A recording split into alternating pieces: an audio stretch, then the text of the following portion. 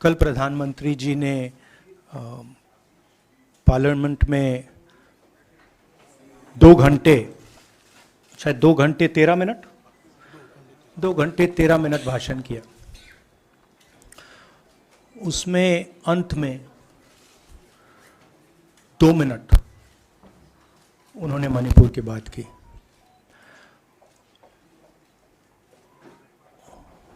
मणिपुर में महीनों से आग लगी हुई है, लोग मारे जा रहे हैं, बलात्कार हो रहा है, बच्चों को मारा जा रहा है। और अगर आपने देखा होगा कल, तो प्रधानमंत्री हंस हंस के बोल रहे थे, मुस्कुरा रहे थे, जोक्स क्रैक कर रहे थे, हंस रहे थे। ये उनको शोभा नहीं देता है। हिंदुस्तान का प्रधानमंत्री, अगर इस देश में हिंसा हो रही है, दर्द हो रहा है, हिंदुस्तान के प्रधानमंत्री को 2 घंटे मजाक नहीं उड़ाना चाहिए। विषय कांग्रेस नहीं था, विषय मैं नहीं था, विषय मणिपुर है। मणिपुर में क्या हो रहा है और उसको एकदम क्यों नहीं रोका जा रहा है, ये विषय है। मैं आपको अपना एक्सपीरियंस देता हूं, जो मैंने शायद अभी तक बोला नहीं, शायद पहले बोल देना था। मैं अब तकरीबन 19 साल से राजनीति में हूं और मैं हर स्टेट में गया हूं। बाढ़ आए, तूफान आए, सुनामी आई थी, हिंसा होती है, हम जाते हैं। 19 साल के एक्सपीरियंस में जो मैंने मणिपुर में देखा और सुना, वो मैंने कभी पहले नहीं सुना था। मैंने पार्लियामेंट में बोला कि प्रधानमंत्री जी ने, अमित शाह जी ने भारत माता की हत्या की है, मणिपुर में भारत को खत्म कर दिया है। मैंने ऐसे नहीं बोला था, ये खोखले शब्द नहीं है। मैं आपको समझाता हूं मैंने ये बात बोली क्यों। जब हम मणिपुर पहुंचे, हम लैंड किए, हमें मणिपुर में दौरा करना था। जब हम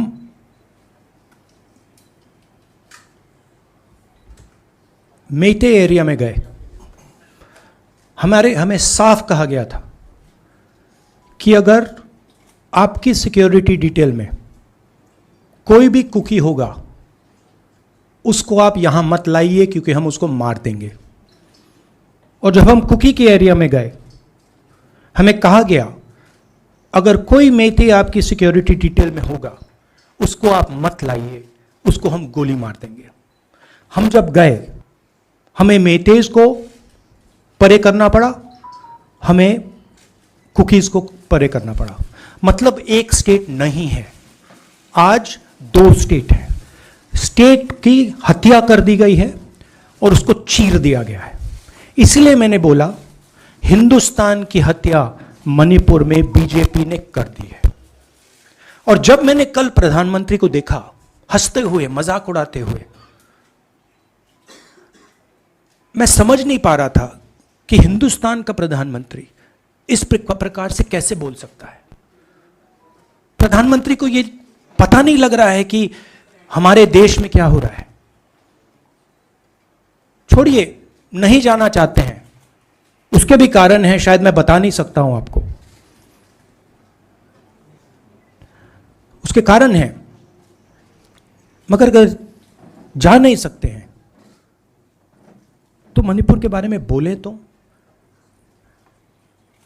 हिंदुस्तान की आर्मी, आप सब जानते हो, सेना को आप जानते हो, जो मणिपुर में हो रहा है, हिंदुस्तान की सेना उसको 2 दिन में रोक सकती है, 3 दिन नहीं लगेंगे।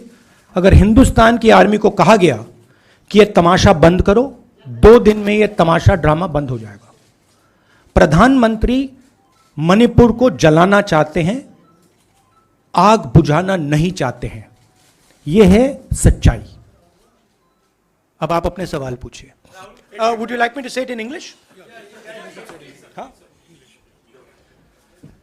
I watched the Prime Minister of India yesterday speaking for 2 hours, laughing, joking, लगावing naras in the parliament. The Prime Minister would say one line and the entire BJP would shout another nara. You know, the Prime Minister seems to have forgotten that the state of Manipur is on fire and has been on fire for 4 months. Women and children are dying over there. People are being murdered. Women are being molested, are being raped. And the Prime Minister of India is sitting in the middle of the parliament, shamelessly laughing. This is not about Rahul Gandhi. This is not about the Congress party. This is not about the opposition. This is about India. It's about our country. A state has been decimated. It has been destroyed. It does not exist anymore. And it has happened because of the politics of the BJP. Divide and rule and burn. That is why in my speech I said, Bharat Mata has been murdered in Manipur. It's very interesting. For the first time, the words Bharat Mata have been expunged from the parliament. It's an insult to those words. Whatever I said that is wrong. I have said Bharat Mata, which is an idea, which is the idea of India, where everybody lives peacefully, harmoniously, with affection, has been killed in Manipur. It's a fact. So, the word itself now cannot be spoken by the people of India. We cannot say Bharat Mata in parliament.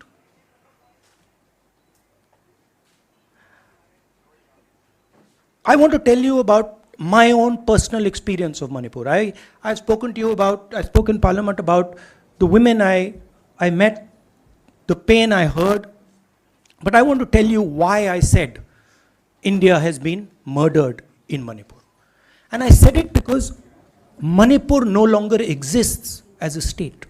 A state requires control. A state requires authority. That is disappeared in Manipur. It does not exist. And I saw this with my own eyes.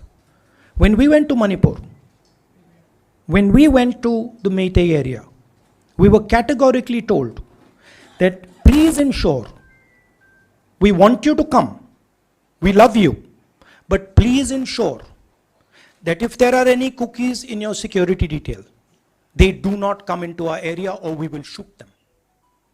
When I went into the cookie area, we were told the same thing. We love you, we want you to come. But please make sure, if there are any Meiteis in your security detail, we will shoot them. Do not bring them here. Before going to the Meitei area, we had to remove all cookies from our security detail. Before going to the cookie area, we had to remove all Meiteis from our security detail. When we went there, the security forces, central security forces, told us we have never seen anything like this. We were told it is completely outside our control. Okay? That is why I said Manipur has been murdered by the BJP and the idea of India has been murdered by the BJP in Manipur. I was not speaking metaphorically. I was speaking literally. Now, the Indian army, it will take the Indian army 2 days to put an end to the nonsense that is going on in Manipur. The Prime Minister refuses to stop the fire. He wants Manipur to burn. He allows Manipur to burn. Because if he did want it to stop, there are tools in the hands of the Indian government that can stop it immediately. I know. I have full faith in our army. I know. And every Indian citizen knows that if the Indian army is told, please put an end to this, it will stop immediately. There are reasons for the PM not being able to go to Manipur. I'm aware of those reasons. I don't want to say them publicly. But there are clear reasons as to why the Prime Minister is not going there. That is why we wanted the Prime Minister to speak in Parliament. That is why we wanted Manipur to be on the agenda in Parliament. And what did the Prime Minister do? He ridiculed the state. He ridiculed the women of the state. He laughed at the women of the state. That's the truth. Now please ask your questions. Sanjeev, mic dena yaar. Finally, I just want to say one thing again in English. See, the Prime Minister, when he becomes Prime Minister, he ceases to be a politician. He becomes the representative of the voice of this country. His the politics should be put aside. And the Prime Minister should speak not as a petty politician, as the leader of a political party, but the Prime Minister should speak with the weight of the Indian people behind him. And it's tragic to watch Mr. Narendra Modi. It's sad, because the Prime Minister does not understand what he actually is. He is our representative. He's my representative. He's all our representative. And watching the Prime Minister spend 2 hours talking about the Congress, talking about the opposition, making ridiculous remarks about the name, this really does not do justice to an Indian Prime Minister. I've seen Prime Ministers from the Congress party, I've seen Prime Ministers from the BJP, I've seen Mr. Vajpayee, I've seen Mr. Dev Gowda. None of them have ever done this. There's a complete misunderstanding in the mind of Narendra Modi ji about what the Prime Minister of India is. Rahul ji, you wanted the Prime Minister to speak in Parliament, and now that he's spoken, and you've said that he wants Manipur to continue to burn. So what is the Congress Party's next step to retrieve Manipur and save it? The only conclusion I can draw, because the Prime Minister has tools in his hand that can stamp out the fire in Manipur certainly within 3 or 4 days. But for some reason, he's refusing to use those tools. Right? The Prime Minister could at least go to Manipur, talk to the communities, and say, I'm your Prime Minister. Let's start talking. It will be taken seriously. So I don't see any intention. Rahul ji कल ये भी प्रधानमंत्री ने अपने भाषण में कहा कि 2018 में ये लेके आए थे, 2023 में विश्वास प्रस्ताव लेके आए और 2023 में भी लाएंगे। तो एक तरीके से उन्होंने साफ तौर पर ये कह दिया कि मैं तो हमारी सरकार अगली बार भी बन रही है। एक पॉलिटिकल बात भी उन्होंने कही। तो आप उनके पूरे भाषण को आप ये कह रहे हैं कि पॉलिटिकल भाषण ज़्यादा था, मणिपुर पे बात बहुत कम थी, तो इसको कैसे देखते हैं? नहीं, भाषण हिंदुस्तान के बारे में नहीं था, भाषण नरेंद्र मोदी जी के बारे में था। वो अपनी राय, अपनी राजनीति, अपने एम्बिशंस वो आपको दे रहे थे। सवाल ये नहीं है कि नरेंद्र मोदी जी 24 में प्रधानमंत्री बनेंगे या नहीं। सवाल ये है कि मणिपुर जल रहा है, महिलाओं का बलात्कार हो रहा है, लोग मारे जा रहे हैं। सवाल ये है, अगर ये प्रधानमंत्री कहना चाहते हैं तो ये पब्लिक मीटिंग में कहें। मजाक बनाना चाहते हैं तो जब मणिपुर नहीं चल रहा है तो करें। बट प्रधानमंत्री को यह समझ आनी चाहिए, बात समझ आनी चाहिए कि पार्लियामेंट में जो चर्चा हो रही थी वो उनके बारे में नहीं थी, वो मणिपुर के बारे में थी। सर नमस्कार। कल प्रधानमंत्री ने बार बार कांग्रेस का नाम लिया और ये आरोप लगाया कि नॉर्थ ईस्ट और मणिपुर की सारी समस्याओं के लिए कांग्रेस जिम्मेदार है। आप क्या जवाब देंगे? नहीं, अभी मैंने बोला ना, वही तो जवाब है। मुझे प्रधानमंत्री को जवाब देने की जरूरत नहीं है। मैं सिर्फ ये कह रहा हूं कि एक स्टेट की हत्या की गई है, भारत माता की हत्या कर दी गई है मणिपुर में। भारत माता की हत्या मणिपुर में कर दी गई और प्रधानमंत्री लोकसभा में मजाक उड़ा रहे हैं, हंस रहे हैं, नारे लगवा रहे हैं। मुझे क्या जवाब देने की जरूरत है?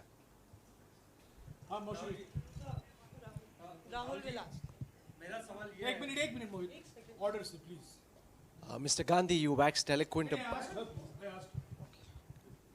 राहुल, आपने बोला कि प्रधानमंत्री ने बोला सदन में कि गृह मंत्री अमित शाह ने विस्तार से जवाब दे दिया।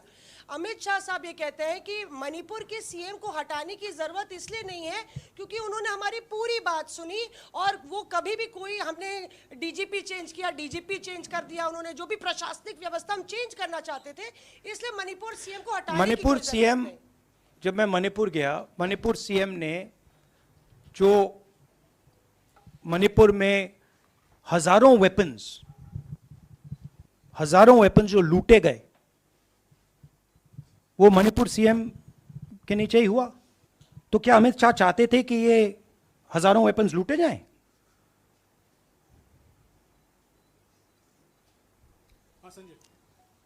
राहुल जी, जो हिंसा चल रही है, क्या अमित शाह चाहते हैं कि हिंसा चलती जाए?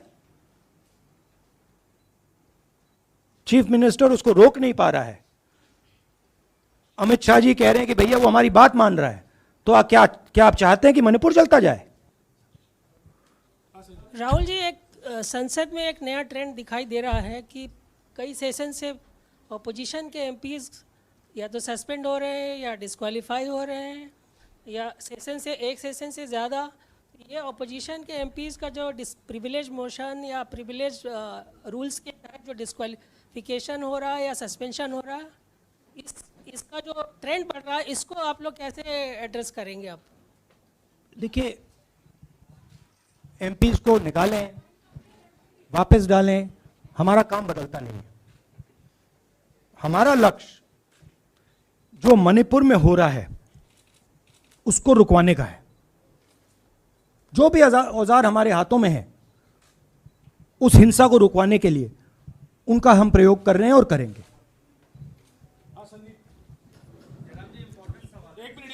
Yeah, Mr. Gandhi, you talked about using the army, deploying the army to control violence. You spoke that in Parliament. You've repeated here. But the BJP has criticized you and even previous Congress governments, saying that we want to solve the issue through dialogue. And they've criticized that in the 60s, in 64, the Mizo National Famine Front was bombed by the Indian Army, by the Indian Air Force. So they said that, you know, they do not believe I have never heard in my entire career, I have never seen, I have never been told anywhere I have been in India that if you take this person as a security officer with you, we will put a bullet in his head. I have never heard it. And I heard it twice in Manipur. That means there is no dialogue in Manipur. There is pure violence taking place in Manipur. The first step is to stop the violence, put an end to it. I point out the army, but what I mean is that the Prime Minister has multiple instruments in his hands. He's not using them. It's been burning for 4 months. He's doing nothing and he's laughing. I'm amazed people can't see this. That he's sitting in Parliament and laughing. Jairam ji, Last question. Jairam जी, मोहित दुबे हूँ news nation से। आपने 37 minute का भाषण जयराम जी, राहुल जी नहीं मतलब आप मुझसे जयराम कर रहे हैं या उनसे? जयराम कर रहे हैं आपसे। राहुल जी, आपने जय सिया राम। राहुल जी, आपने 37 मिनट का भाषण लोकसभा के भीतर दिया और 37 मिनट में सिर्फ आपको करीब 14 मिनट ही दिखाया गया, बाकी आपके चेहरे पे कैमरा नहीं था और आप मणिपुर गए, मैक्सिमम टाइम आपने मणिपुर के ऊपर बोला। इस परंपरा को आप किस तरीके से देखते हैं? पता नहीं, शायद कॉन्ट्रडिक्शन है। शायद पीएम मेरा चेहरा टीवी पे नहीं देखना चाहते, मगर फिर पीएम मेरी वीडियो के बारे में बात करते हैं, तो पता नहीं क्या है, बट मुझे लगता है शायद उनको मेरा चेहरा टीवी पे देखना अच्छा नहीं लगता। कोई प्रॉब्लम नहीं है। जो मैंने बोलना था, देखिए मुझे अपना काम करना है। मैं जानता हूँ कि मीडिया पे कंट्रोल है, लोकसभा राज्यसभा टीवी पर कंट्रोल है, वो उसके बारे में मैं कुछ ज़्यादा नहीं कर सकता हूँ, मगर मुझे अपना काम करना है, मैं अपने काम को करता हूँ। जहाँ भी भारत माता पर आक्रमण होगा वहाँ मैं आपको खड़ा मिलूँगा, भारत माता की रक्षा करते हुए मिलूँगा।